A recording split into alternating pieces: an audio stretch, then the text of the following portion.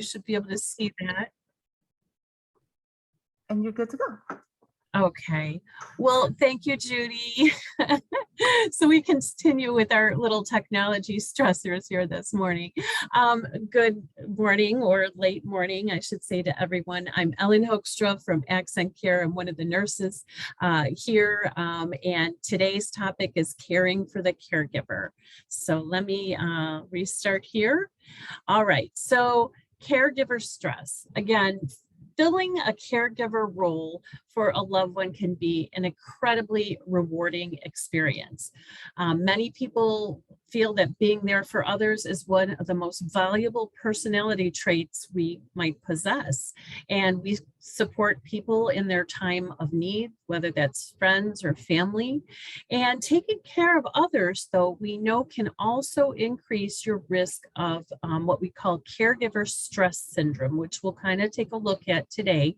And I'm going to go over some ways how to recognize and alleviate it so that you can feel stronger, more healthy, and capable of taking care of someone else. So again, this is my favorite picture. You get to see this little guy now, and he looks like he's very, very stressed. He's had a stressful day. So again, stress is an automatic physical response to any stimulus that requires us to adjust or change. So any of those stimulus coming at us, our body is going to automatically try to adjust to that change.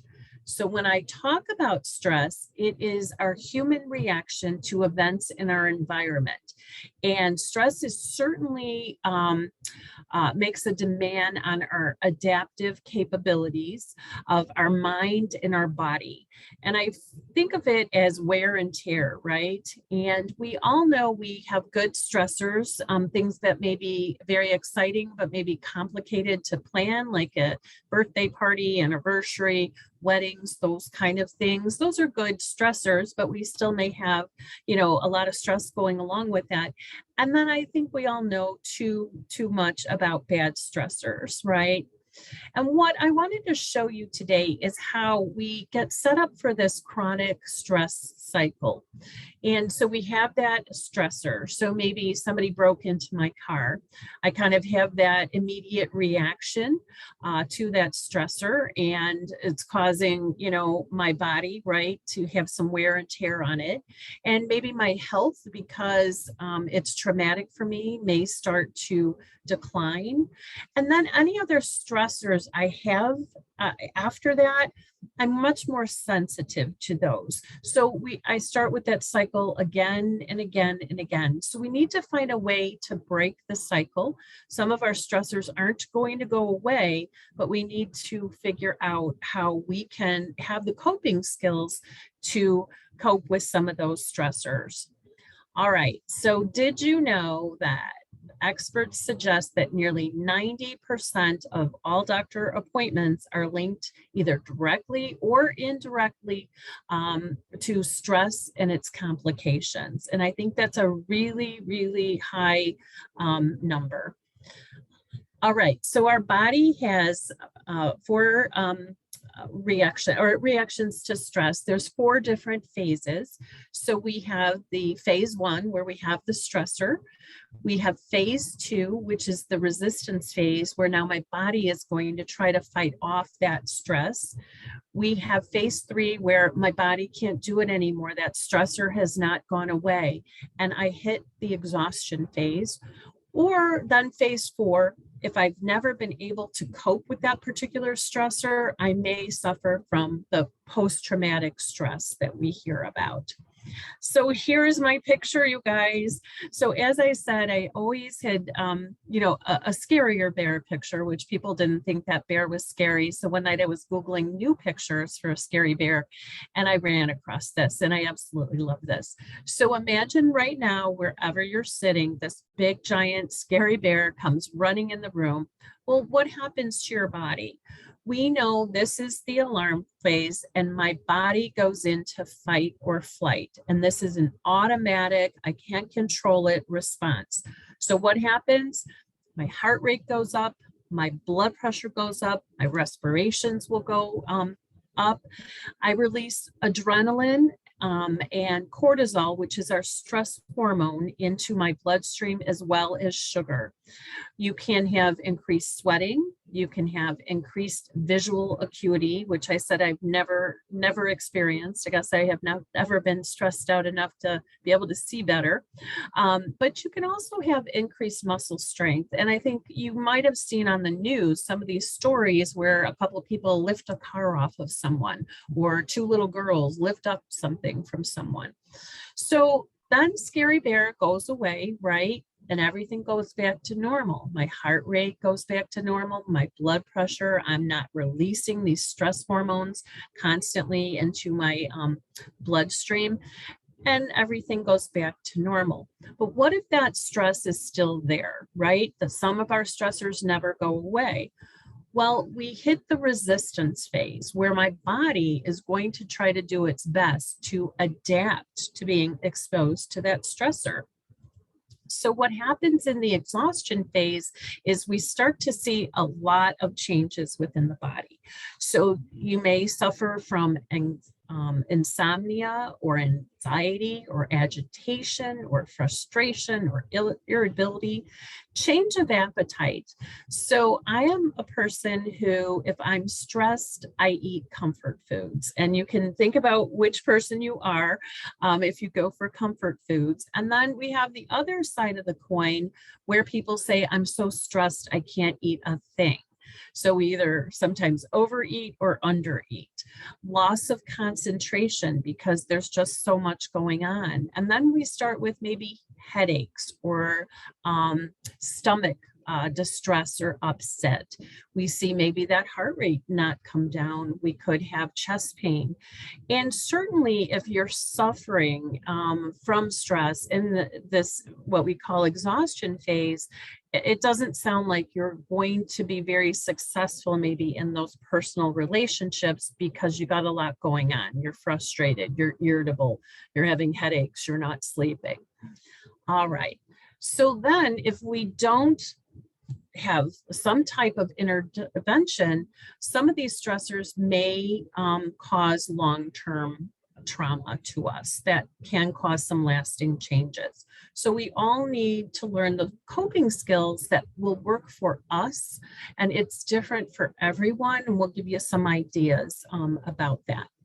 All right, so caregiver stress syndrome is a condition which we say is characterized by not only physical, mental, and emotional exhaustion. And it's very, very common in caregivers, because if you're a caregiver, and I'm a nurse being a caregiver, we often neglect our own physical and emotional health in place of helping somebody else that we care for. And so we become so invested in caring for others that we're going to neglect ourselves and maybe our own needs. So some of the symptoms we see with caregiver stress syndrome is depression. Maybe there's always a feeling of constant worry. Again, either I'm overeating or undereating, so I may see that weight loss or gain. Not setting aside time for ourselves. Maybe that difficulty sleeping, so then you're tired all day, and then you may be irritable and less able to cope with those other stressors. Again, the difficulty concentrating, the headaches, the stomach upset, maybe the muscle soreness. Sometimes I notice I hold it in my neck and shoulders and back. And maybe I neglect some of my responsibilities unrelated to caregiving because I'm so invested in that caregiving.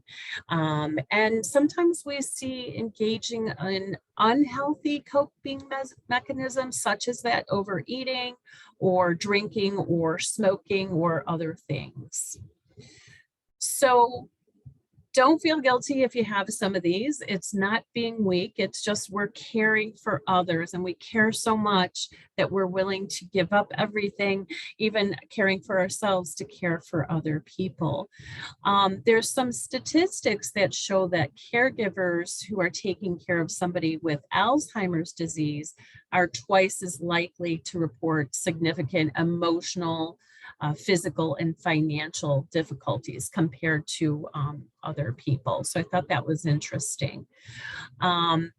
There's a couple more stats in here real quick. More than 1 in 6 Americans working full-time or part-time report assisting with the care of an elderly or disabled family member, relative, or friend.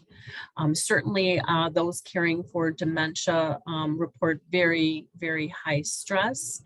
And it's estimated that about 40% of those caring for people with dementia may be experiencing some type of clinical depression. So those stats really show us why it's really important to take care of ourselves. All right, so some self-care. I think maybe some of you have seen this before. You can't pour from an empty cup. Take care of yourself first. And as a mom of, I have triplets that are 22 and 21, mom never takes time for herself, or, and especially working, it's pretty hard, but I do believe I can't pour from that empty cup, and I need to do something about that. So it's really important, even as a caregiver, to keep getting your checkups and your screenings, certainly leading that healthy lifestyle where we're trying to get enough sleep, we're trying to eat healthy, we're trying to be active, but finding a support system or group, which all of you kind of, I think, are doing. Respite care, meaning taking a break from that caregiving and have maybe somebody step in for a few hours so you can, take a shower, read a book or something. Stress reduction techniques, and then, of course, prayer. So eating healthy. This is, we got rid of the food pyramid when Michelle Obama, First Lady, was in office there with her husband. And this is the amount on your plate that you are supposed to have at each meal. So you see the protein is very tiny over here. We need to pump up the vegetables, grains, and the fruits the same size as the protein, and then some dairy to go ahead with that. It won't surprise you that pretty much everything we like is on the stress aggravating food list. And I always say in moderation. So it's not a surprise that sugar, salt, fats, additives, caffeine, and alcohol will actually aggravate your stress. I go towards the comfort foods, certainly. Sleep. We all know we are supposed to get enough sleep. What happens when you don't get enough sleep is your judgment and concentration are impaired. And what's really interesting is you release more of the appetite stimulating hormones, and thus start gaining weight. Your immune system is suppressed, which means you're at a higher risk for illnesses. And your emotions, think of those emotions we talked about, the irritability, the anger, maybe the anxiety that you have. But certainly our reaction time is also slowed. So we see more accidents occur. So what happens when I sleep? Well, we consolidate our memories, which is absolutely necessary for learning new tasks. We can concentrate and pay more attention. Our muscles are able to, when we sleep, repair and recover. Our metabolism is regulated a little bit better, and we can maintain better physical and mental health. So really important to get that sleep. Exercise regularly. This is my favorite picture. That's me, Blondie, there, saying, what is your favorite exercise? And the other person says chewing. I love that. So here are some exercise guidelines for ages 18 to 64. And I will tell you, these are from the World Health Organization. There's a lot of writing on this screen, which is very overwhelming. And I think it's very overwhelming because I don't know half the words they're talking about. These are the recommendations for 18 to 64 years old, where they tell us to do at least 150 minutes of moderate intensity aerobic physical activity throughout the week, or at least 75 minutes of vigorous intensity aerobic physical activity throughout the week, or an equivalent accommodation or combination of moderate and vigorous. I, number one, get short of breath when I read that, and I have no idea what they're talking about. What I'm talking about with exercise is we need to get up and move, right? We need to take the stairs when we can. We need to take walks when we can. As long as we're moving, this is very overwhelming, I think, for all of us to read this and go, what are they talking about?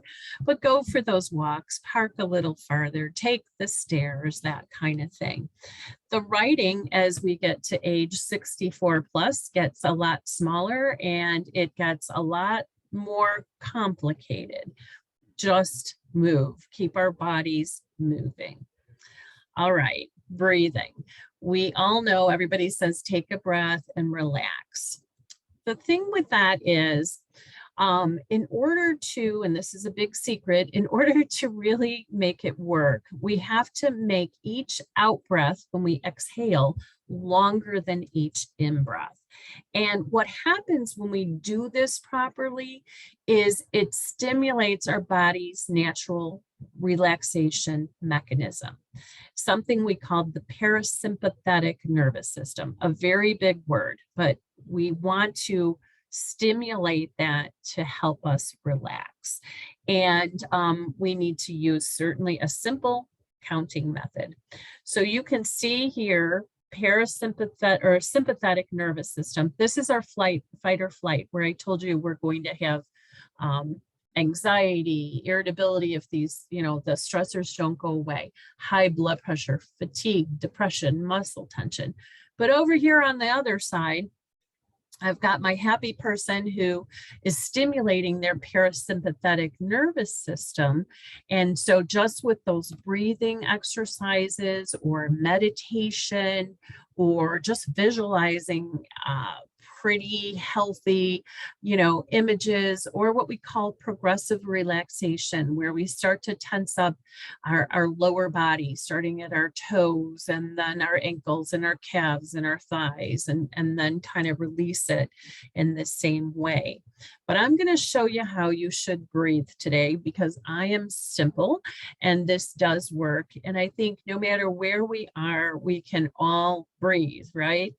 And so the thing to make it stimulate the body's own natural relaxation is to make the in-breath last for 7 seconds. So we'd breathe in for 7 seconds.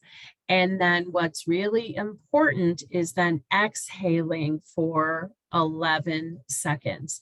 I will tell you this is very challenging because it's very hard to exhale for 11 seconds. Now, some people can do it. I struggle to get to 11.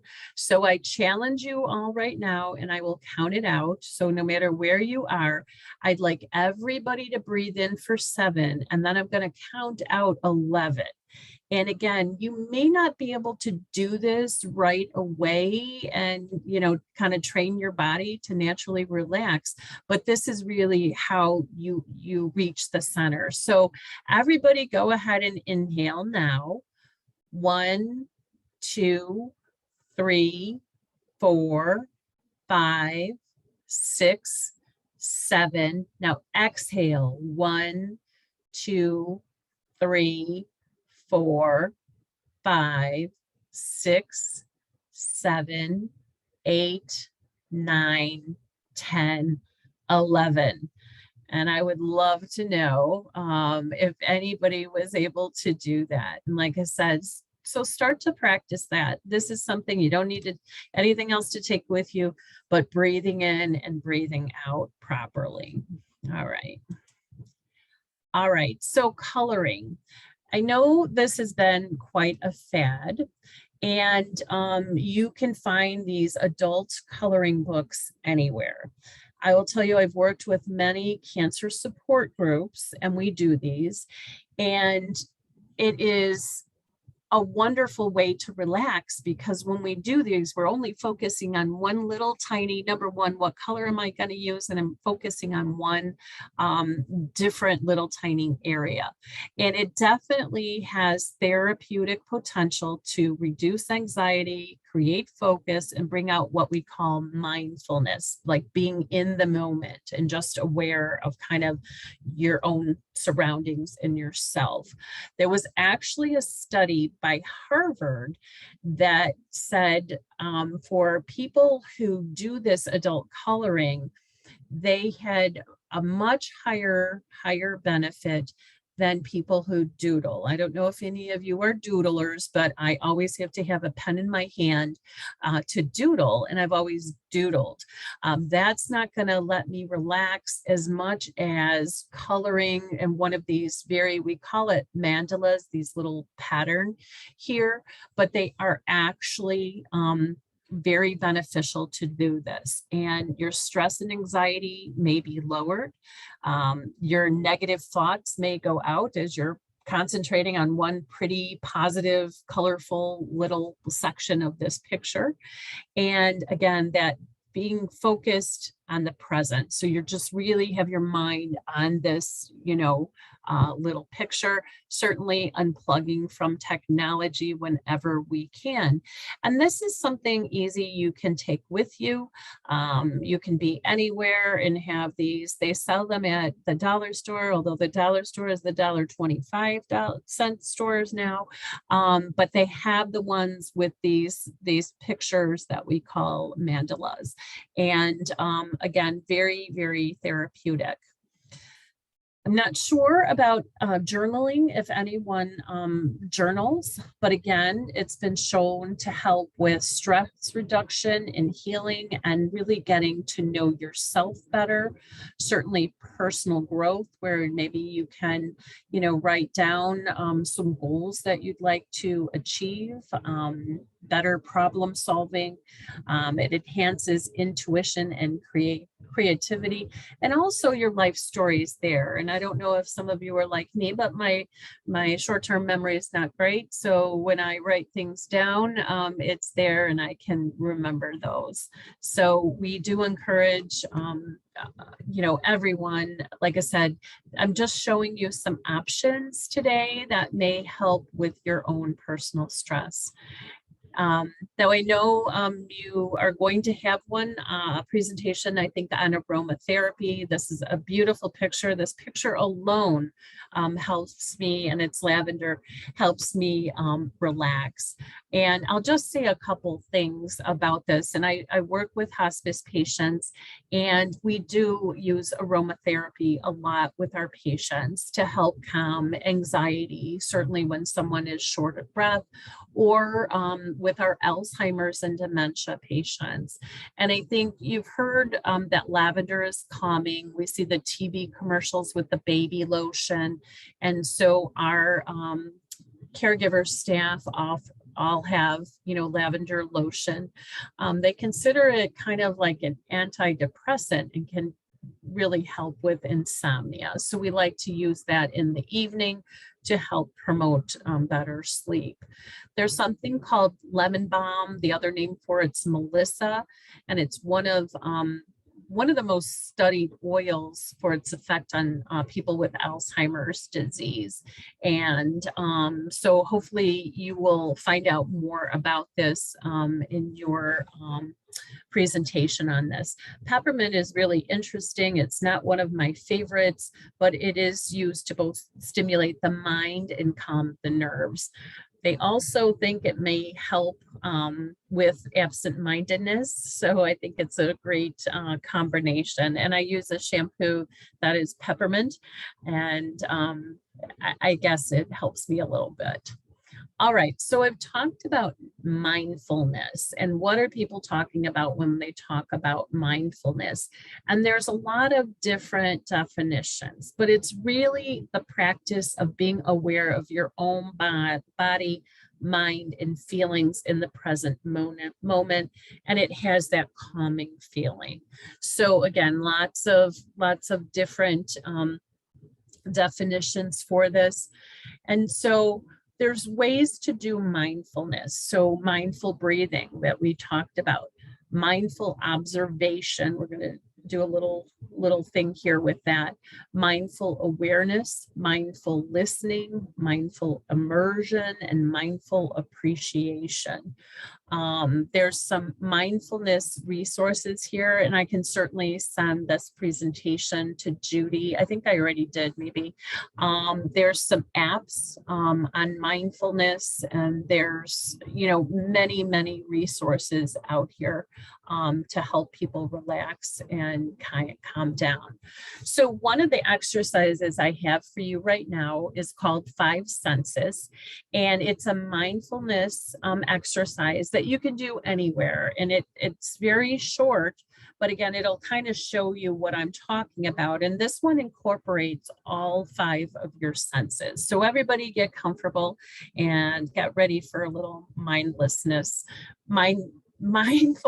not mindlessness. So the first thing I'm going to have you do is notice 5 things that you can see. And I want you to look at something that you typically wouldn't look at. So I want you to notice a shadow or a crack in the wall or the concrete, or, the little squares on the screen. I'm looking out a window right now. So I want you to notice that first and kind of focus on that. And the only thing I want you to think about is that crack. How did it get there? How long has it been there? Those kind of things. All right, so the next thing I want you to do is think of 4 things, or notice 4 things that you can feel. So maybe you can feel the texture of your pants, or a breeze maybe blowing on you. I have the fan on, the breeze going across my skin, or the surface that your hands are resting on.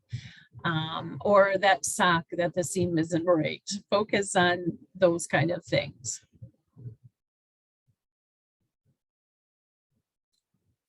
The next one is to notice 3 things that you can hear. And what I'm wanting you to hear are things in the background. So not, different things, like not the TV necessarily. Try to see, if you're by a window, if you can hear a bird, or maybe the hum of the refrigerator, or faint traffic noise outside, something that you're normally not hearing in your own home.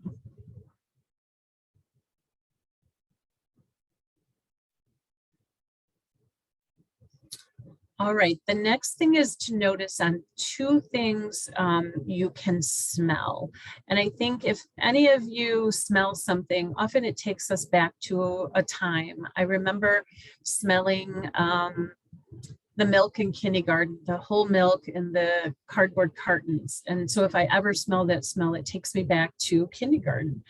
And I want you to think of, or bring your awareness to the smells that are maybe pleasant or unpleasant surrounding you. Maybe the breeze is carrying the smell of pine, or maybe you can smell the fast food restaurant across the street.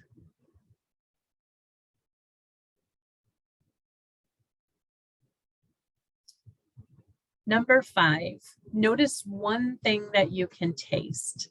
So can you, think about chewing a piece of gum that has flavor, or some drink that you like, or the current taste in your mouth, or anything taste.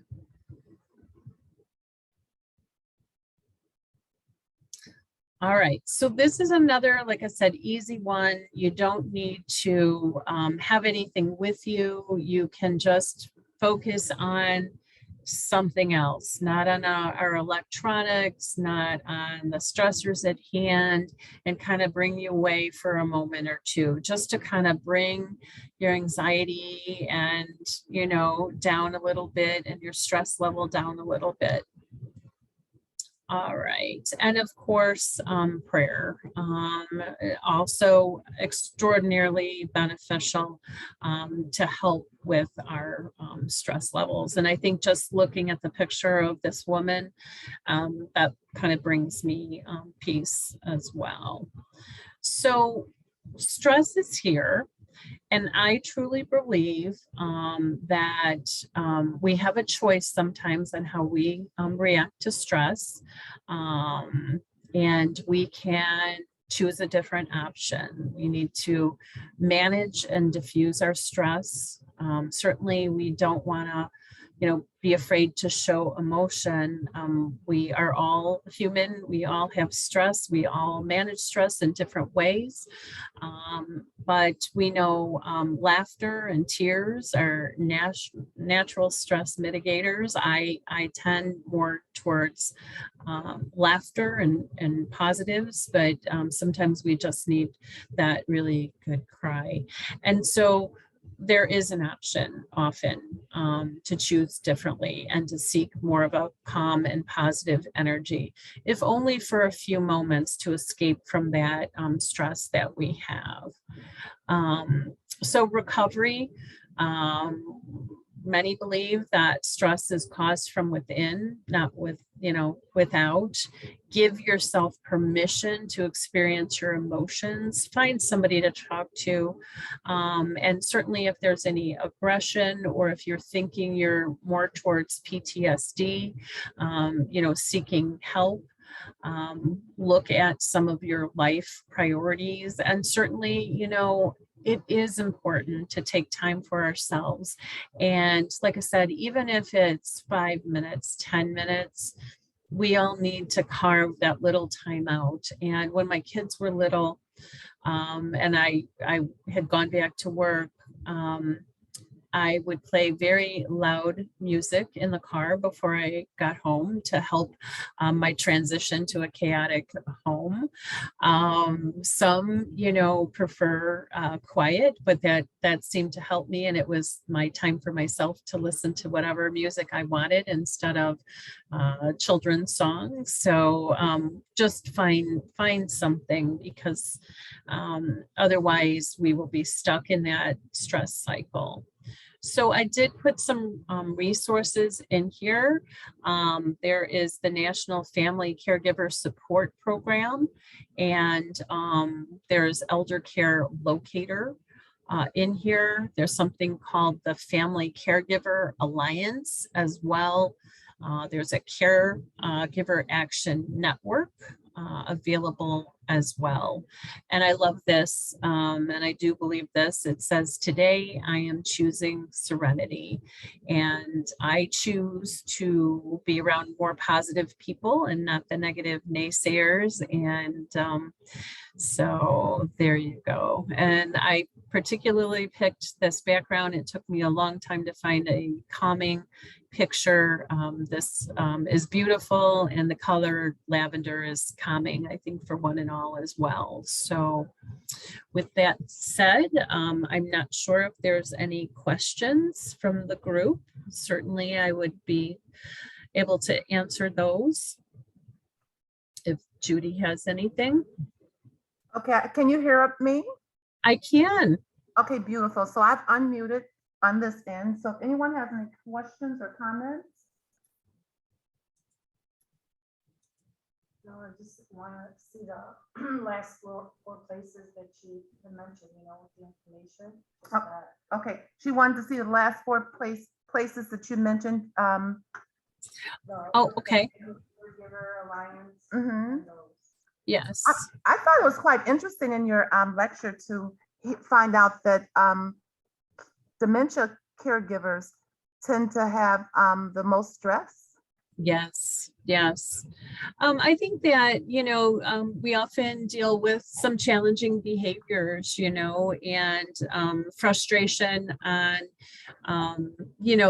the person who has the disease, their own frustration, not being able to communicate as they'd like, right? Or remember how to do things. So that level of, frustration that they may have from that person is very high. And, telling somebody how to do something over and over and over, repetitive, and trying to figure out, why can't you just do that? So a lot of frustration, and certainly it's a 24/7 hour, job to care for someone in that condition. So you wanted, let's see, this is the first group of resources. And this is a very long, the national one is a very long website, but like I said, Judy, I thought I sent you this. Did I send you this? I'll have to double check, and but I'll send it to you again so you can send it out to anyone who wants it. okay, yeah, I don't recall receiving it. But I also like that you spoke about the aromatherapy, the essential oils. Because Yes. those can be very calming. To Yes. use around your home Yes. and Yes. on your body. Mm-hmm. Yeah, and I go into a lot of the nursing homes, and a lot of them have incorporated that as well, particularly on your memory care and dementia floors. And again, just think of a smell that brings you back to a different time in a different place is so calming. And so it really is very nice for, yeah. So I wish I could join you tomorrow, but I have a presentation at that time. I'd be very excited to learn what you're going to learn tomorrow. So it's not tomorrow, it's actually the 28th. Oh, the 28th. That's what, okay. Yeah, the 28th. Oh, 28th. Maybe I can. That's another Tuesday. That's a month. But also, one of the things that I've incorporated, and you all will notice, is that on some of the flyers that you receive, what I try to provide, if it's not a double, not like a twofold flyer, I'll add a puzzle. We actually gave out a really nice Indian head. Do you remember seeing that one? And we were giving out the coloring pencils along with it, but it was a really nice, just sit down, relax type of attitude, atmosphere, just to recollect, time to recollect, but be intentional. Yeah. And, we've all been, without normal day-to-day stressors with this pandemic, it has just, many of us can't take any more, right? We just can't and things, and really need to, I often advise people, turn off the news and do something else during that time, right? Because our stress levels are going up watching the news at 5 or 6 o'clock. Let's do something for our own self-care and instead of watching that news. Then you can get the puzzle books also from the dollar store. Yes. Reasonable. Yeah, and they have the colored pencils or the crayons, and like I said, it's just so calming and so beneficial for one and all. I think music also is a calming factor. She mentioned music being a calming factor. Yes. And yoga, those kind of things. Are there any more questions or comments? Thank you, Ellen. I think this was very helpful. You're welcome. There are quite a few of us in here that are caregivers. Yes. Did you get anything? Did you hear anything new? Your caregiver? Yeah. Anything new that would be helpful?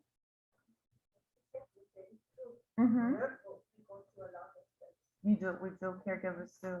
Would you like to add anything? No, just like she said, music. I used to work with Alzheimer's. And when they become agitated, I would sing or try to change the atmosphere. Yeah. Meditation is sing to them and it just changes the whole atmosphere. Pardon? You mentioned meditation. Meditation is so helpful. Yes. But it's also getting that time to do that. Without interruption. Yes. Yeah. And you have to make that time for yourself. I can't hear you. I said you don't get the time to meditate when you're so involved giving care. Exactly, You don't have time to yourself. exactly. Anything else you all would like to add? Ellen, thank you so much. Oh, you're welcome. It's a pleasure. And remember, if sharing with us. anybody, yeah, is a caregiver to someone else at home, rely on those community resources, you know, through the Department of Aging to see if there's anything, you know, you can qualify. You're not alone out there. So there's a lot of different organizations, and it's just a matter of linking up to get a little bit extra help too, which will give you maybe some time to yourselves. Yeah, you mentioned respite care, which is, I think most people don't remember or think about as respite care for their loved ones. Yes, Also, I think what we don't think more about as adult daycare programs or programs during the Right. day to get the client or the loved one out of the house and involved right. in another entity so that we can take care of ourselves.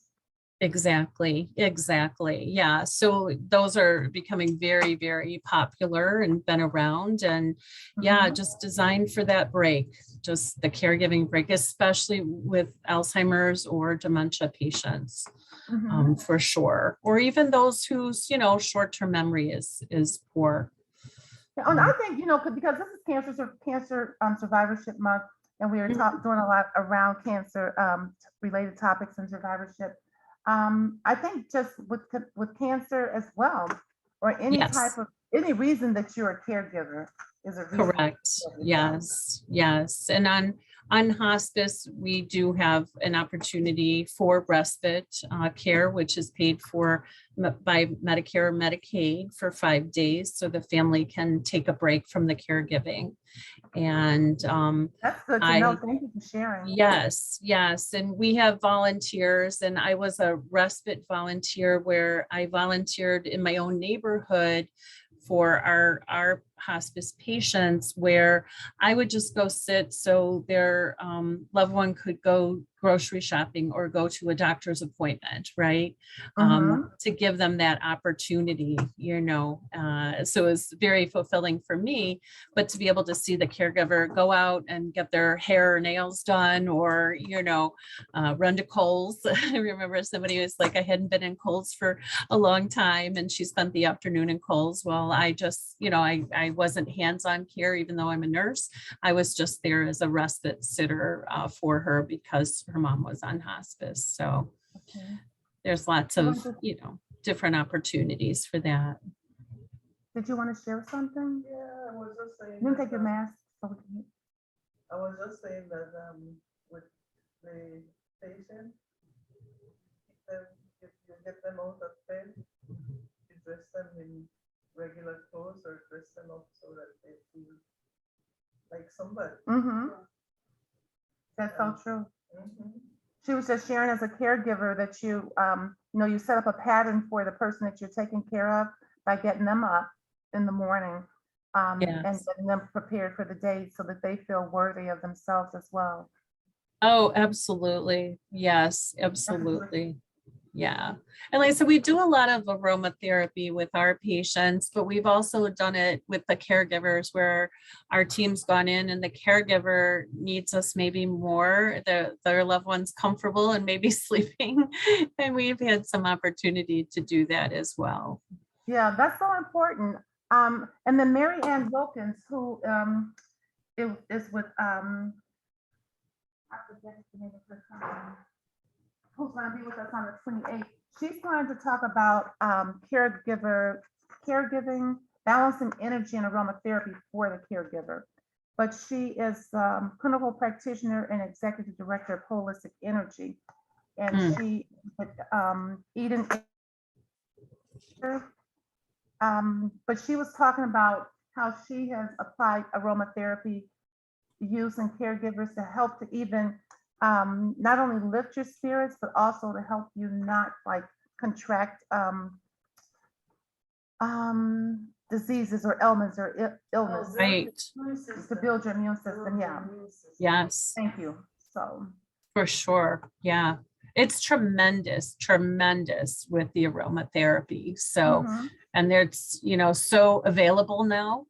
to one and all. So it'll be really exciting to hear more and how it can help. Right. And we may not want to, I was just going to add, we may not want to, they have the diffusers that you can buy. that Yes. actually add coolness or coolness to the air, which is good for your respiratory area. Mhm. Yeah. But you can add like oils, peppermint, lavender. I'm not fond of peppermint either, as you were saying, but I do use the peppermint like in hand soap. Oh, okay.